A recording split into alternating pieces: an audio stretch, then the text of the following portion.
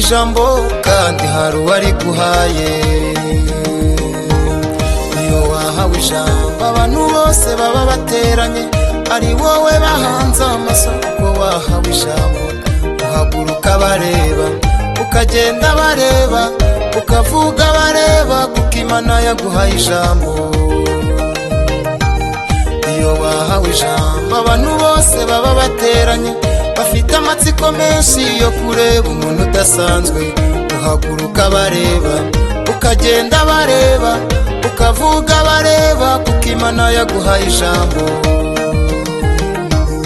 Umukozi w'Imana arangwa no kubaha Imana, akavuga amagambo meza atari mu buryarya, akabana n'abantu bose amahoro agataha.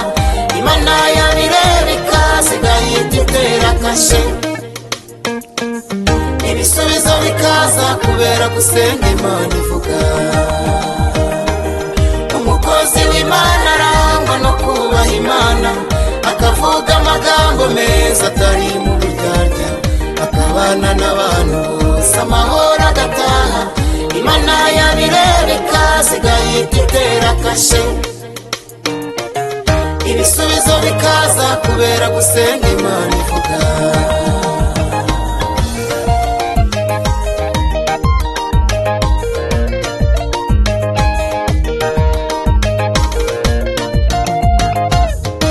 Narakizwa neza nabonaga bavuga Imana, nabagira abasazi nkabona na bwenge bafite. None ubu narakijijwe nsanga byose biva ku Mana. Kwambara ukaberwa burya n'ukubera iyo Mana, wowe bibemo neza ubundi urebe ngo birakubera. Narakizwa neza nabonaga bavuga Imana, nabagira abasazi nkabona na bwenge bafite. None ubu narakijijwe nsanga byose biva ku Mana. Kwicara mu modoka nabyo n'ukubera iyo Mana, wowe bijyemo neza ubundi urebe ngo birakubera. Umukozi w'Imana arangwa no kubaha Imana, akavuga amagambo meza atari mu buryarya, akabana n'abantu bose amahoro agataha. Imana yabireba ikasigaye itera kashe, ibisubizo bikaza kubera gusenga Imana ivuga.